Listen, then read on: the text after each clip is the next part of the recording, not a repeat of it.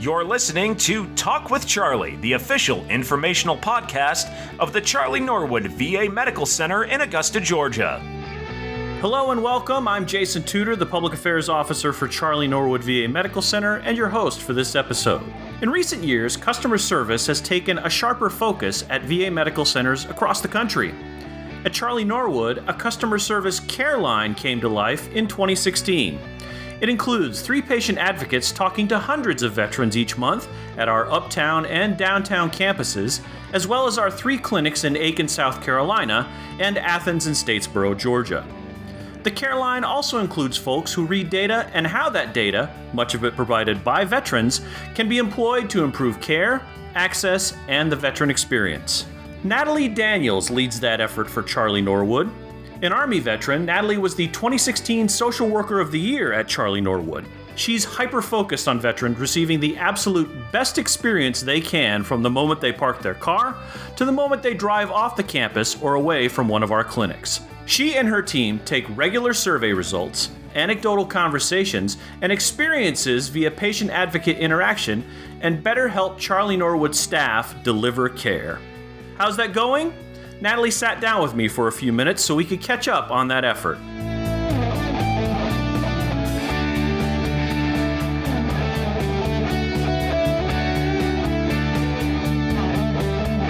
Hello, Natalie. How are you? I'm great, Jason. How are you? I'm fantastic. I'm glad you joined today for our podcast. And this is an important topic because we really changed up customer service a lot and how we sort of approach that.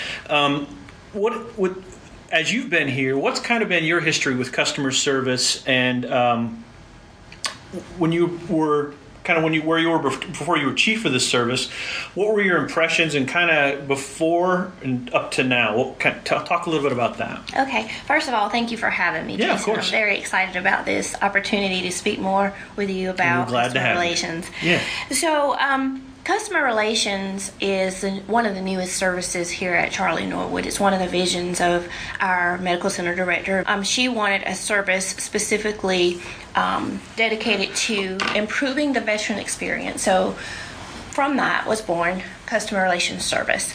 The service has been active since about February of 2016.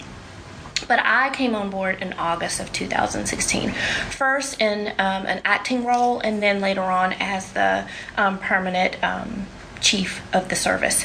So before I got into customer relations service, it was more of patient advocacy, and it was seen as a service to go to whenever patients were dissatisfied with their service. So if you had a problem, you went straight to the patient advocate to try to get resolution. So prior to customer relations service, it was mostly seen in a negative light, where this is where all the problems go, to patient advocates. Right. And also the patient advocates were aligned under a different service. Mm-hmm. They were under public affairs, and before that consumer affairs. So they were lumped in with other services that didn't really have a lot of time to dedicate to specific improvement of veterans' experience. Well, so and there's only 3 of them, and there's usually a lot of things that can come up for 3 people to handle to do every day, and I think that's part of it too. Is there's a lot of work there. That's right, and so that brings up another issue with us trying to change the model from a centralized model where all the problems go to a centralized area or a centralized service to a decentralized model where 3 people aren't responsible for trying to resolve all the issues that are brought up to the attention of our service. Right. Makes perfect sense. Right. So you talk about our team. We do have 3 patient advocates. We now have a lead patient advocate that has recently been added to our team. And we have some clerical support and a data analyst on our team as well. So we're trying to transition from that reactive approach to issues to a proactive approach. And the way that we would go about doing that is having service line champions where issues can be resolved at the lowest service level. Well, before we get to that, let's talk a little bit about some of the challenges you're facing as you're switching over. I mean, there have to be some things that the patient advocates have faced that just make it that much more difficult to do their jobs and to help veterans. Can you talk a little bit about some of the things you're kind of facing as you're going along and kind of getting to where you want to be? Well, part of the issue is a cultural shift that we're trying to make here, where patients and staff have always, like I said, they're used to going to the patient advocate whenever there's a problem. There hasn't been a real push to try to resolve issues where they originated. So trying to get our patients and the staff to understand, hey, our employees can be empowered to try to resolve issues at the service level. So that's an issue where we're trying to redirect staff and our patients to try to resolve those issues where they happen. If you want to talk about trends, I can talk about trends as well. Some of the issues, most of the issues are system and process issues. So it's not anything where you can go to the patient advocate and the patient advocate's able to resolve the issue right then and there. One of the issues that you've brought up many times yourself is a travel issue. And travel vouchers are a big deal. Yeah, they are. And we hear our veterans talk about it and express their concern and how it's important to them, and it is a benefit that they are eligible for. However, it's a systems and a process issue because there's not anything that the patient advocates are able to recommend or do to try to resolve that issue. It's on a whole different level. Now, you talked a little bit about, I would think, in terms of the volume, we're switching to this model with service champions, and that just seems like a no-brainer to have somebody at the service who can help a veteran at the time that something, whatever happened. And obviously there are bigger issues than the patient advocate, but I guess a question a veteran would have is why maybe weren't we doing this before, or was it just something we identified? Did we see it in other hospitals and see that as a good model, or why do you think we weren't doing something like this before versus now? Well, I would say that there are two different ways that you can run the patient advocate program. Our policy, the VHA policy, allows the facility to choose whether they want to run a decentralized model or if they want to run the centralized model. So for a number of years, the centralized model was chosen. Now, when you say centralized, yes, kind of what is, in layman's terms, you're talking about all complaints go to the patient advocate. All complaints go to the patient advocate. And they enter it into a system, which is called the PAT system, Patient Advocate Tracking System. So you have one point where all complaints, or one service that's responsible for taking in all the complaints, and they enter into a system called PATS, which is Patient Advocate Tracking System. And then all the complaints are pretty much originated there and resolved at that level. So that's what you mean by centralized? Yes, that's centralized. Decentralized meaning that anyone can take on an issue and try to resolve it at their level. And then if they determine that the issue needs to be elevated, then they can do so at that point. But sometimes issues arise that aren't necessarily process issues. They're not necessarily anything that can be resolved outside of the area where they are. So talk a little bit about these service level champions then in this decentralized model. As I understand it, the idea is to sort of plant a human being, an employee in each service who, if something happens, a veteran happens to go sour, that they can immediately turn to whoever's in that service and say, I didn't feel comfortable with X, or I didn't feel like this is Y, or maybe an employee was rude to them, or they can resolve it right there. Is that kind of the notion? And talk a little bit about that. That's right. And if I could use an analogy maybe or an example from the community, if you have a problem in a store, then you would most probably ask to speak to the manager. You don't necessarily go to speak to the CEO of the company because using that way to try to get resolution is going to take more time. You're probably going to get an answer at some point, but if you're looking for immediate resolution, you probably won't get it right then. So with that same concept in mind, we're thinking that there's someone that's in each department that can help veterans resolve their issues, or families resolve their issues right then and there. So if you're in a clinic, or you're wherever in the canteen, or wherever you are within our facility, there should be somebody there that can help you get your issue resolved right away. And where are we with that process now? I think we're still in the process of sort of naming them at this point on this date, which is March 6th, 2017. Yes, we are asking our service chiefs to designate a responsible person that is willing to act in this role and wants to act in this role and is here to help our veterans and here to improve the veterans' experience. And so we've asked them to get that done, and our time frame is hopefully we can have everything in place with the designated service line champion, their picture on the wall with the contact information so that veterans can see who they are, where they are, how they can be contacted, and what they look like by the 1st of April. Okay. So then once that system, how do you I imagine there's some sort of system to track what comes out of there as well, or are you just sort of saying, I'll let the champions handle the problem? Is that documented? Will that sort of be put as part of the process? Or we're still working on that. Okay. We don't want it to become where our service line champions are putting in every little issue. The purpose of our PATS system is to identify any type of system and process issues. So we want to be able to track and monitor any changes or problems that we may have, but we don't necessarily need to have every little thing go into PATS. So some training will come along with the service line champions once we've identified them. I don't think veterans and their family members quite know sort of how you track how happy or how not as happy as they are. Can you talk a little bit about the surveys and those types of things and kind of give folks an idea of how those work? Sure. So PATS is a local software that we use. It's not local. All VAs use it. However, we have the information specifically for Charlie Norwood, so we're able to drill down and see where our complaints are coming from, and we present that to our leadership to let them know what the issues are, what's going on with our complaints from the patient advocates. We also have surveys that we use. One is SHEP, which is a survey of the healthcare experience of patients that all VAs use. So SHEP is not a cute little dog. It actually stands for something. Right. It's an acronym. That's right. We have many of those. Come here, SHEP. Come here. Funny. But it is the survey of the healthcare experience of our patients. And all VAs use the SHEP. Right. And based on the results that we get from our patients completing our SHEP surveys, it provides us a score, if you will, of how we're doing, and we're measured up against other VAs. Okay.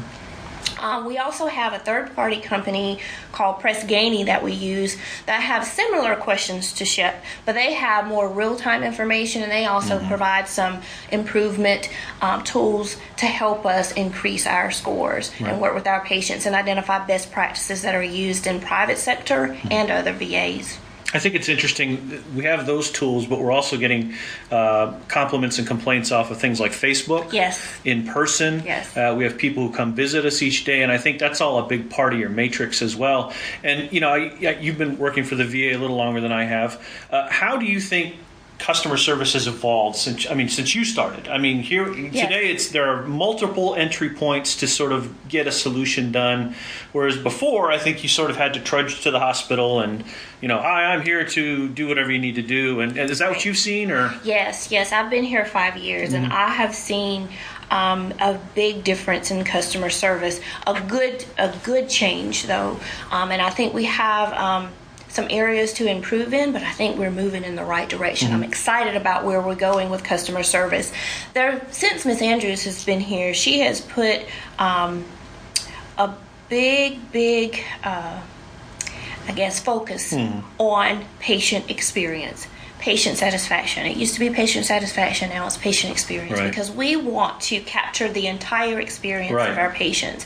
And it's good not to just have one way of doing that. They can do it online, they can do it in person, they can do it on Facebook, they can do it in whatever way that they would like. And I like that we are, as a VA, are involved in all those different types of ways that our patients can contact us and let us know how we're doing, because really they are our focal point, and we have to listen to the voice of the veteran, because again, they're the reason why we're here. And I think people discount that experience part of it, because it's not just did you get your x-ray, it's the moment you walk into the hospital, is that floor that we just put in, does that look good? And was the clerk who helped you, was that person cordial and nice? And was the waiting room, you know, was it clean? And was the first room you went into, you know, for the blood pressure and all that stuff, was that clean? And was your physician, all that? And I think that's what people tend to discount in terms of, people think experience is a buzzword, but we really do believe in that whole experience. We do believe in the whole experience, and that's another reason why customer service is not just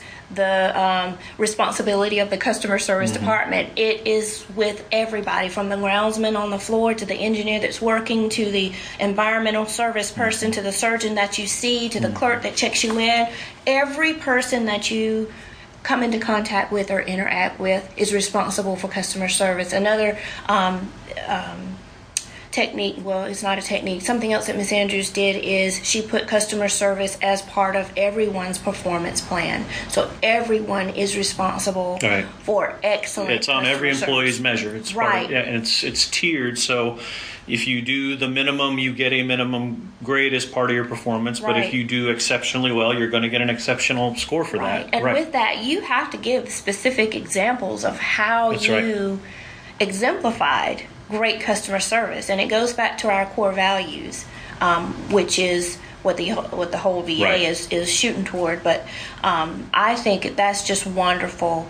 And you're right, it's the entire experience from the time you drive onto our grounds here to the time you leave off. How was the veterans' experience? Was it a very welcoming and warm one where they felt like they belong, that we're glad that they're here, we want to help them? Was that communicated not just from just telling them thank you for the service, but did we show them, that we make them feel like we really appreciate their service? I agree with that. So you're going to need to measure success at one point. So let's ask a two-part question. How are you as the chief going to measure the success of what you're doing? And how do you think our veterans will measure that? Well, that's a big question. Here it is. There's the $1 million question. I know. How will we measure success? Well, I think success is measured on a daily basis based on our veterans telling us thank you. Thank you for what you're doing for me. Thank you. I got the care I needed. I felt like you listened. I felt like you care. That is a win in itself. Right. But ultimately, our win is going to show with our SHEP scores, with our Press Ganey scores. Our win will show when we start to see the cultural shift where excellent customer service is our culture. It can be felt in everywhere you go within the facility. And I understand that this is a huge challenge, but I feel like we can get there. We are making strides with what we're doing. And you've worked with me. I have a plan, a strategic plan. When we start using thank you, and we start being cordial, and we start making our veterans feel like this is where they're supposed to be, this is where we want them to be, then we will be successful. Right. Anything else you'd like to add that I might have missed, or anybody you want to plug or thank? Or I want to thank my the veterans, first of all, for allowing me to be here and serve them.